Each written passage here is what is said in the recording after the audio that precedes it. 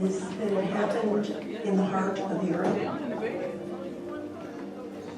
Germany was respected around the world for its leading scientists, its physicians, its theologians. It was a very civilized, advanced country. It was a young democracy, but it was a democracy. And yet it descended not only into social collapse, but world war and eventually mass murder. A strong man came to power in Germany whose ideas were that Germany has to create a national community which would include only the Aryan race, which he considered superior, and all the people who did not belong to the Aryan race could be eliminated. With planning and propaganda, he was able to convince most of the German people to go along with him. Insensitive to what happened to the Jews who had basically been their former neighbors. And he managed to build concentration camps and killing centers and finally gas chambers to annihilate 6 million Jews, and at the same time also millions of others murdered in a systematic government-sponsored way.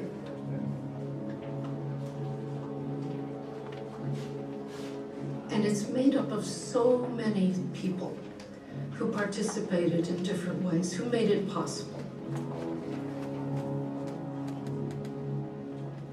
People who follow orders without question. Bystanders who watch and do nothing. Ordinary men and women simply going with the flow.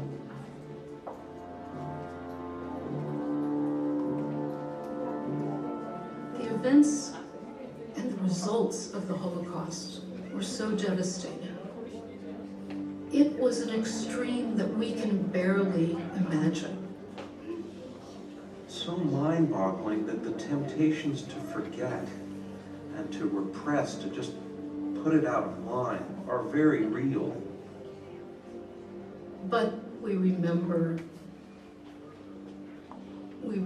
because it is an unthinkable scar on humanity. We need to understand what human beings are capable of.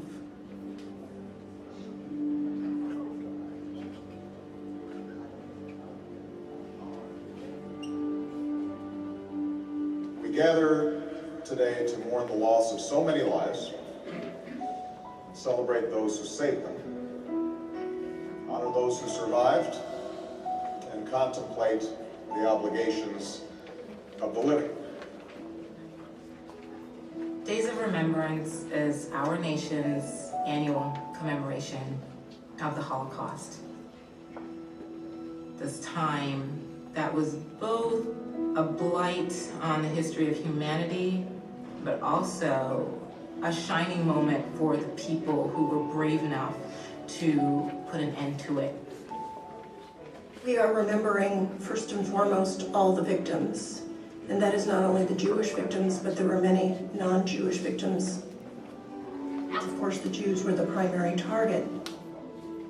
The millions of innocent people, including my family and friends, who were killed because they were of the wrong religion, because they had no means of protecting themselves.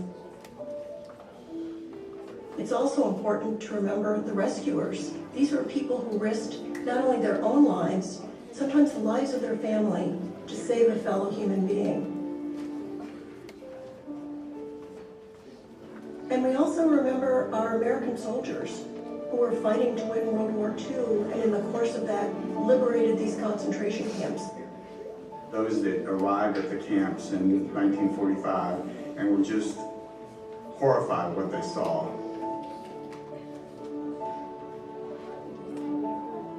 That was a huge task for the American soldiers to help bring humanity back to these people who had been dehumanized for years, to give them medical care. Looking back allows us to understand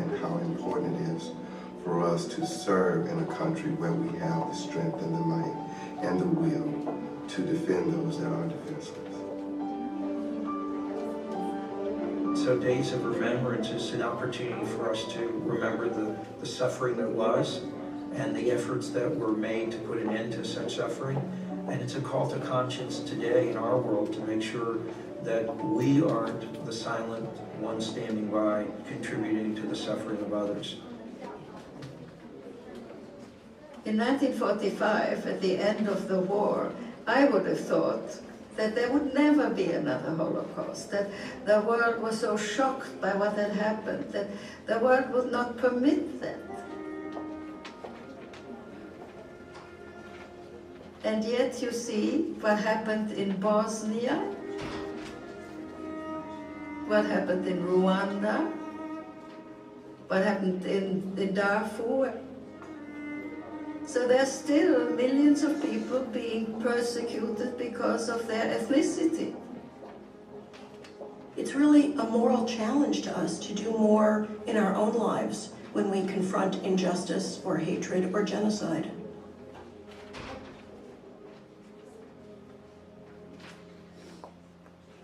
Those who suffered and died in the Holocaust, we can honor them today by not being silent.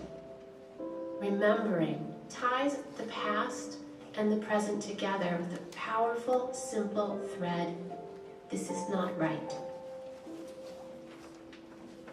The important thing is that one should not become indifferent to the suffering of others, that one should not stand by and just raise one's hands and say, there's nothing I can do, I'm just a little one person. Because I think what every one of us does matters. It's not enough to curse the darkness of the past. Above all, we have to illuminate the future. And I think that on the day of remembrance, the most important thing is to remember the humanity that is in all of us, to leave the world better for our children and for posterity.